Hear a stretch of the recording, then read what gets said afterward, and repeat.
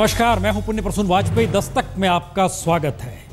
जो दिल्ली को लेकर नहीं हुआ वो महाराष्ट्र को लेकर क्यों हो रहा है, और 25 बरस पुरानी दोस्ती झटके में तार तार होती हुई नजर क्यों आ रही है। बचे हैं सिर्फ 36 घंटे। इस 36 घंटे का मतलब क्या है, और जो दोस्ती तार तार होती नजर आ रही है उसका मतलब क्या निकाला जा सकता है। एक तो नहीं, 5 ग्रहण है। आइए सिलसिला जरा शुरू करते हैं, क्योंकि मसला दोस्ती का है। तो इस दोस्ती के जिम्मे एक नाम दोस्ती इम्तिहान लेती है, लेकिन सवाल है किसका इम्तिहान ले रही है। 5 ग्रहण लगे हैं। आइए सिलसिलेवार तरीके से पहले इन ग्रहणों को देख लीजिए। पहला गठबंधन है सीएम पद पर पक्की दावेदारी, जो ज्यादा जीतेगा उसका सीएम।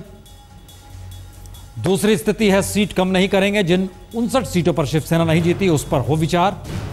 तीसरी स्थिति है मिशन 150 के चलते सीटें कम नहीं कर सकते, और दूसरी तरफ है दोनों पार्टियों की सीटों में अंतर कम होना चाहिए।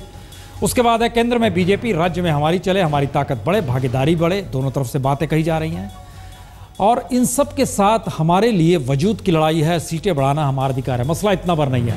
5 सवाल और हैं। दरअसल क्या गठबंधन में दरार है वो हम आपको दिखाएंगे, लेकिन उससे पहले एक पत्र देख लीजिए। दरअसल 1992 में बीएमसी के चुनाव थे। उस वक्त एक पत्र सामने आया, शिव सैनिकों के सामने आया, बीजेपी के कार्यकर्ताओं के सामने आया। उसमें हस्ताक्षर थे। जो लोकसभा में हुआ, जो विधानसभा में हुआ, बीएमसी में नहीं हो पाया। इसका मतलब हमारा गठबंधन टूटा फूटा नहीं, बल्कि कांग्रेस को सबक सिखाने के लिए हम अलग अलग लड़ रहे हैं। हमारे नवक सेवक अलग अलग चुनाव लड़ेंगे ताकि दोस्ती बरकरार रहेगी। ऐसा ना समझिए हम अलग अलग होकर लड़ रहे हैं। हम महाराष्ट्र विधानसभा और लोकसभा चुनाव एक साथ लड़े। बीएमसी चुनाव एक साथ नहीं लड़ रहे हैं, लेकिन दोस्ती बरकरार रहेगी।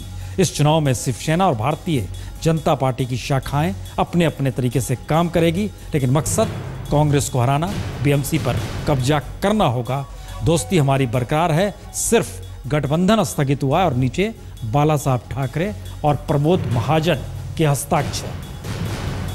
लेकिन जरा कल्पना कीजिए, कल्पना इसलिए कीजिए क्योंकि यह दोस्ती स्थगित की गई थी, बावजूद इसके बीएमसी पर 1992 में कब्जा कांग्रेस ने कर लिया था, क्योंकि वह सीटें 112 जीत गई थी। शिवसेना 69 पर अटक गई थी। 12 सीट बीजेपी के हक में आई थी, और यहां तो तलवारें निकली हैं एक दूसरे के खिलाफ। वो कौन सा रास्ता बन रहा है, या फिर एक नई आहट सुनाई दे रही है। आइए शुरुआत इसी से करते हैं। महाराष्ट्र की सियासी बिसात पर राज ठाकरे खामोश है। उद्धव ठाकरे सीएम के लिए मचल रहे हैं। शरद पवार कांग्रेस को अपने कद से बड़ा मानने को तैयार नहीं है, और महाराष्ट्र के बीजेपी के सबसे नामित या कहें सबसे लोकप्रिय चेहरे नितिन गडकरी दिल्ली में हैं। और संयोग ऐसा है कि चारों नेताओं के आपसी संबंध एक दूसरे से किसी न किसी प्रकार से है ही। तो फिर हर गठबंधन टूटता है, तो क्या आपसी रिश्तों की यह बिसात पर कोई नया गठबंधन बन सकता है? महाराष्ट्र के सियासी गलियारों में हर चाल एक दूसरे को इस तरह काट रही है जैसे वाकई किसी नए गठबंधन की आहट हर कोई सुनना चाहता हो। ध्यान दें तो शिवसेना बीजेपी के सामने झुकने को तैयार नहीं, एनसीपी कांग्रेस के सामने झुकने को तैयार नहीं। तो पहला सवाल, क्या शिवसेना की नजर एनसीपी पर है और एनसीपी की नजर शिवसेना पर? क्योंकि दोनों समझ रहे हैं कि दोनों की पहचान महाराष्ट्र में ही है, और दोनों का गठबंधन अगर नहीं टूटा तो कोई एक साफ हो जाएगा जिसका अकेले का गठबंधन टूट जाएगा।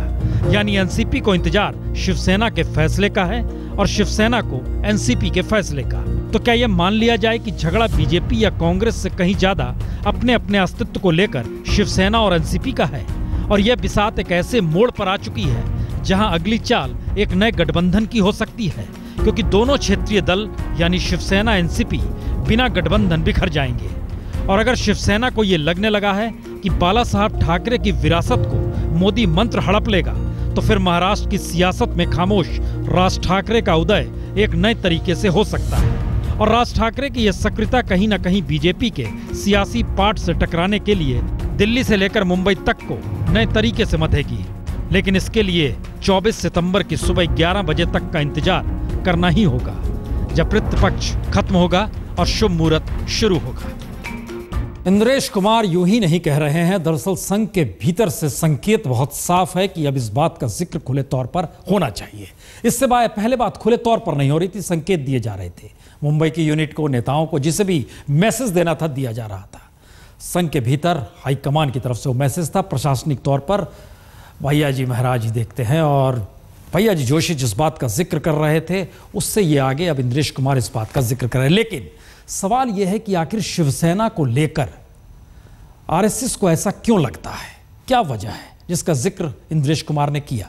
आइए जरा एक रिपोर्ट दिखाते हैं, तब समझ पाएंगे कि दरअसल शिवसेना का महत्व कितना ज्यादा है आरएसएस के लिए।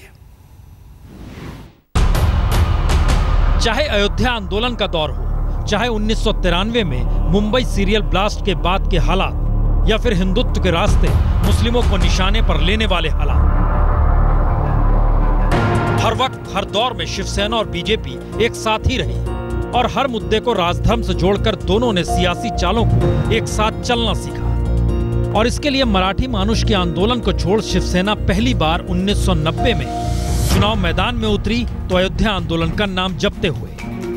उस वक्त बीजेपी के लिए यह बड़ी बात थी कि शिवसेना उसके साथ खड़ी है। इसीलिए 1990 में शिवसेना 183 सीट पर लड़ी और बीजेपी महज 104 सीट पर। लेकिन याद कीजिए, उसके बाद बाबरी मस्जिद विध्वंस ने बीजेपी को राष्ट्रीय तौर पर एक नई पहचान दी तो बाला साहब ठाकरे ने बाबरी विध्वंस की जिम्मेदारी खुले रूप से लेते हुए एक तरफ खुद को हिंदू हृदय सम्राट करार दिया तो दूसरी तरफ विश्व हिंदू परिषद के नारे गर्व से कहो हम हिंदू हैं को शिवसेना का नारा बनाकर बीजेपी के कद को महाराष्ट्र की राजनीति में अपने से कम करके ही आंका। इसीलिए 1995 में बीजेपी को सिर्फ 116 सीट दी गई और शिवसेना 169 सीटों पर लड़ी। और चूंकि 1995 में शिवसेना बीजेपी गठबंधन को सत्ता मिली और उसके बाद 1999, 2004, 2009 में लगातार हार ही मिली, तो सीट समीकरण का फार्मूला भी 1995 से आगे न निकला न बदला। और न ही हिंदुत्व के मुद्दे पर शिवसेना कभी बीजेपी के पीछे खड़ी नजर आई और न ही बीजेपी ने कभी किसी मुद्दे पर शिवसेना को पीछे छोड़ा। लेकिन पहली बार हिंदुत्व, राष्ट्रवाद और हिंदू धर्म के बीच सियासत का ऐसा राजधर्म शिवसेना और बीजेपी के बीच आ खड़ा हुआ, जहां बीजेपी मानकर चल रही है कि महाराष्ट्र में सत्ता परिवर्तन का मंत्र उसी के पास है और वो है मोदी मंत्र। और शिवसेना मानकर चल रही है कि सत्ता बदलने की ताकत शिवसैनिकों के ही पास है। यानी राजधर्म का गठबंधन पहली बार सत्ता धर्म में इस तरीके से उलझा है कि दोनों को आपसी सहयोग से ज्यादा अपने सियासी चालों पर ही भरोसा है।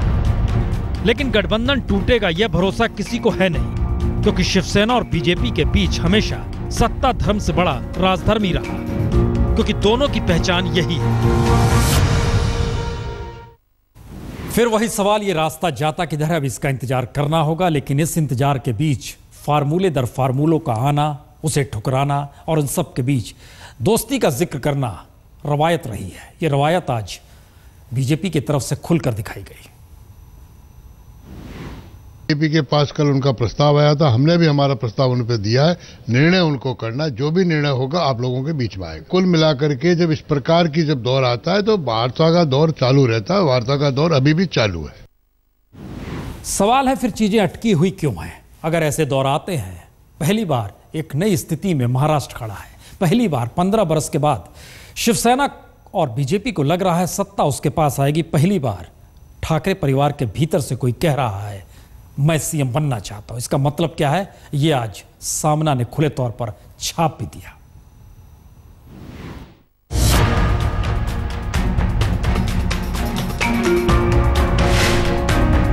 दिल्ली तुम्हारी, महाराष्ट्र हमारा, सामना की इस हेडलाइन ने सारी हकीकत खुद ब खुद बयां कर दी कि आखिर शिवसेना बीजेपी के बीच तलवारें खिंची हुई क्यों हैं।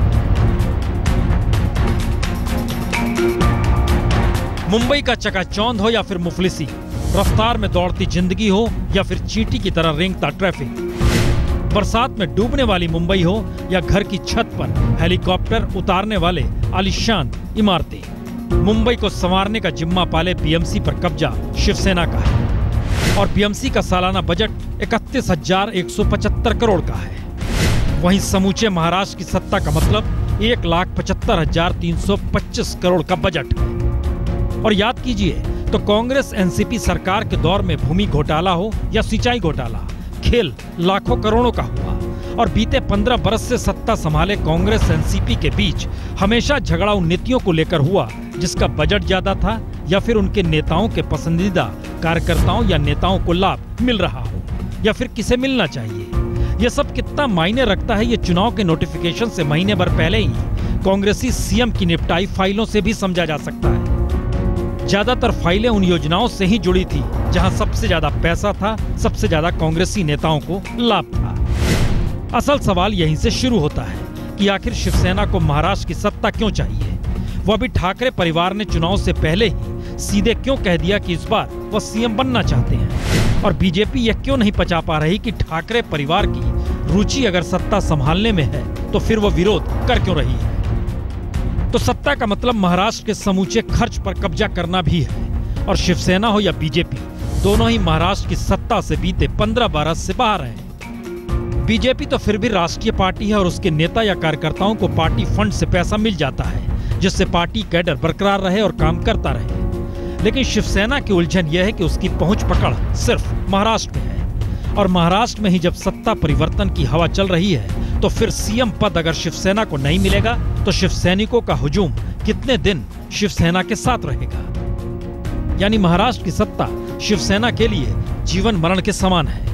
लेकिन बीजेपी का लोभ दिल्ली की सत्ता की हवा में हर राज्य को समेटने की चाहत है। इसीलिए हरियाणा में सहयोगी विश्नोई को बीजेपी ने ठेंगा दिखाने में कतई देरी नहीं की, और महाराष्ट्र में उद्धव ठाकरे की जिद भी बीजेपी को बालपन भी लग रही है और फार्मूले दर फार्मूले आ रहे हैं, उसे ठुकराने से वह चूक भी नहीं रही। अब यहाँ सवाल है कि शिवसेना गठबंधन में रहते हुए मिशन 150 पर निकल पड़ी है, और बीजेपी एक बूथ 10 यूथ का नारा लगाते हुए ये मानकर चल रही है कि विदर्भ की 45 सीट और समूचे महाराष्ट्र की 150 सीट वो जीत सकती है। हालांकि समझ दोनों रहे हैं कि 25 बरस का साथ एक झटके में अगर अलग होगा तो फिर हर जगह दोनों एक दूसरे के खिलाफ ही नजर आएंगे, और ऐसे में अगर कांग्रेस एनसीपी गठबंधन बना रह गया तो फिर बंटाधार उन्हीं का होगा। एक निगाहें अपने गठबंधन पर, दूसरी निगाहें दूसरे के गठबंधन पर। सियासत की ये बिसात एक चौराहे पर आकर महाराष्ट्र को खड़ा कर रही है, और इन सब के बीच बीजेपी और शिवसेना बोल क्या है इनके।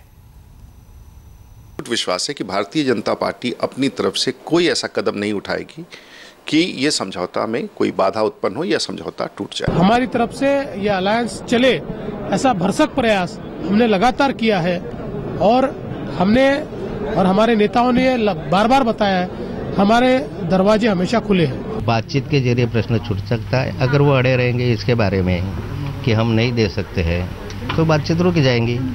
इसके बाद यही तय था फार्मूला कि जब विधानसभा के भी चुनाव होंगे तो महायुति के जो हमारे नए साझीदार हैं उन सबको दोनों दल अपने अपने हिस्सों की सीट देंगे। ऐसे में 169 सीटों वाली 18 सीटें उनको यदि जाती हैं तो 9 सीटें जो है वो भाजपा खाते से जानी चाहिए थी और 9 सीटें शिवसेना खाते से जानी चाहिए थी। तो एक सवाल यह है कि क्या ये गठबंधन आगे चलेगा या नहीं चलेगा, इंतजार 36 घंटे करना पड़ेगा। लेकिन स्थिति कहीं ना कहीं उलझी हुई है कांग्रेस को लेकर भी। कांग्रेस और एनसीपी उनके भीतर भी एक डेडलाइन की बात शुरू हो चली है कि अगर परसों के बाद तो हर हाल में हर उम्मीदवार को पर्चा भरना है तो आप फैसला तुरंत कीजिए, और कांग्रेस कहीं ना कहीं चीज़ों को अटकाए हुए है। बहरहाल इन सब के बीच 2 खबर आज सामने आई। एक तरफ मंगल ग्रह पर भारत ने अपना यान भेजा जो परसों स्थापित हो जाएगा, और इन सब के बीच चीन जिसे अपने सैनिकों को हटाना था चुनाव से वो अभी तक हटा नहीं पाया है।